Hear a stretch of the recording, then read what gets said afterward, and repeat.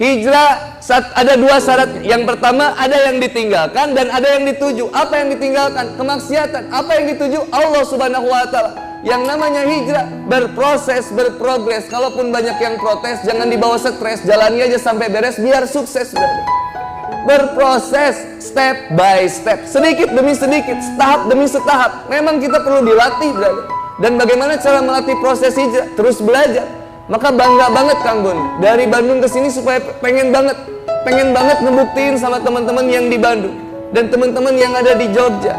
Berangkat dari Bandung, semangat kami pengen belajar karena kami tahu salah satu kunci istiqomah adalah ilmu yang paling banyak. Gak bisa jadi amal, gak bisa jadi iman kalau ilmunya gak ada.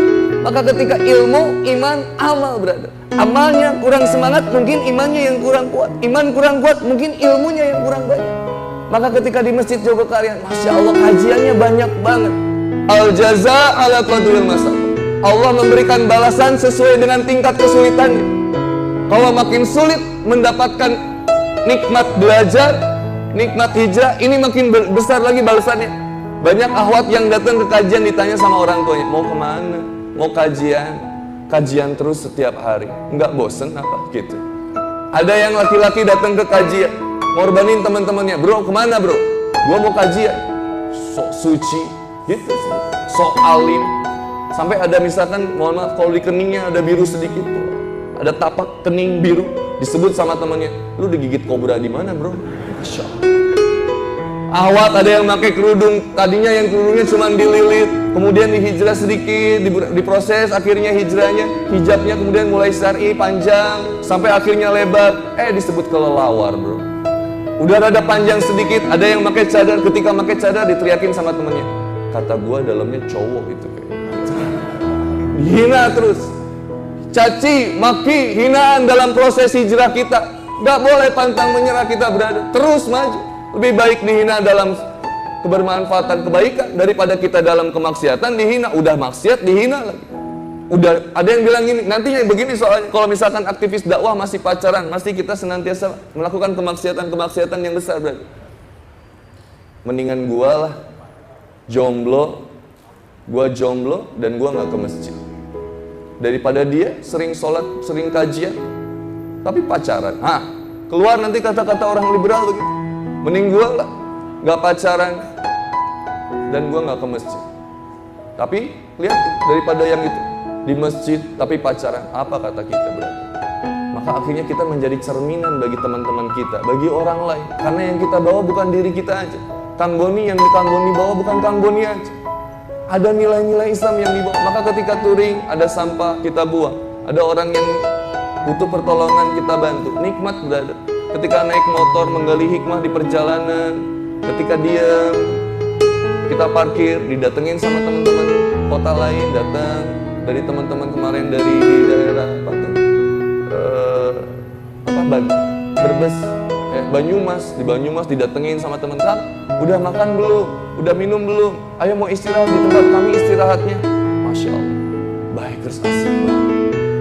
Ketika menerapkan nilainya kita ngebawa nilai-nilai Islam. Makanya tagline-nya Muslim on Wheels, Ride for Syiar. Ride hard, pray hard. Bukan susah sholat ya. Ride hard, pray hard.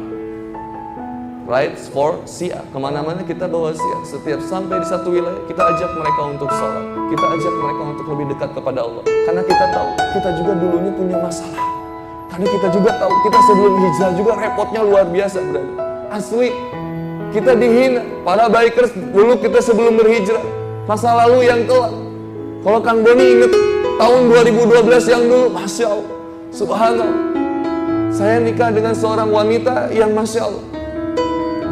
Darut Tauhid. Ketika dari Darut Tauhid, saya nikah tahun 2012, brother. Itu kemudian saya datengin ini, wah cewek cantik banget. Kemudian saya lihat, oh sering ngaji, datengin sama saya di Masjid Darut Tauhid itu. Begitu turun beres dari kajian, saya datengin, Assalamualaikum Uhti, boleh kenalan nggak? Itu teman SMP aku, istri aku. Tadi ya, maaf ya, Bon, aku nggak bisa ketemuan sama kamu. Masya Allah, susah banget ngedeketin cewek soleha itu. Sampai kata dia kalau serius datengin rumah aku ya. Di mana? Di Panjalu Ciamis. Didatengin sama Kang Boni, pakai elf saya, duduk di depan. Elf itu bawanya luar biasa, brother. Ana udah kayak mau mati aja di bawah elf itu. Sampai Panjalu, Kang Boni turun ketemu rumah kakeknya. Ketika turun di rumah kakeknya, Mas, ini kisah nyata ya. Kakeknya keluar dari rumah, ngelihat saya baru turun dari elf. Kakeknya punya anjing di luar halamannya. Dipanggil anjingnya, Boni. Sama. Ini ke siapa? Boni. Nama anjingnya Boni, brother. Begitu masuk ke rumahnya baru ngobrol, ada apa gitu ya, kalau orang Sunda kan, ada apa, punya maksud apa, kalau pakai bahasa Sundanya, aya maksud naon tadi gitu. Maka di Jawa di Indonesia translate ada maksud apa kesini. Kemudian saya katakan, saya sayang sama anak kakek, saya cinta sama anak kakek, saya ingin menikahi cucu kakek. Langsung kata dia, tanya ke istrinya, ke barangnya, ke jenisnya. Teh ini ada Kang Andi Boni dari Bandung, mau nikah sama Kang Boni. Dengan tersipu malu dia menyatakan. Diterima akhirnya, 6 bulan, setahun nikah. Ketika sudah menikah ternyata istri membeli kucing dalam karung. Ketika masa lagi ngedeketinnya, kalau azan langsung, maaf saya mau sholat dulu. Padahal di masjid anak nggak sholat, brother.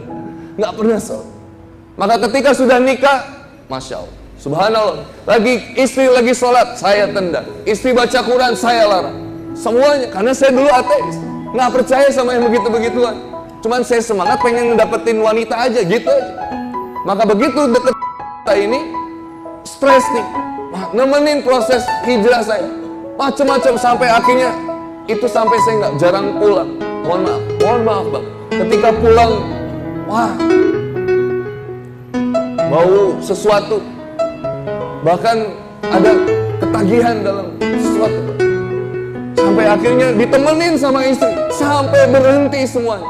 Makanya saya kurus, berarti nggak bisa gendut-gendut. Kata orang kalau udah nikah bakal gendut. Ini Kang Boni kurus, harus nikah lagi atau gimana ya?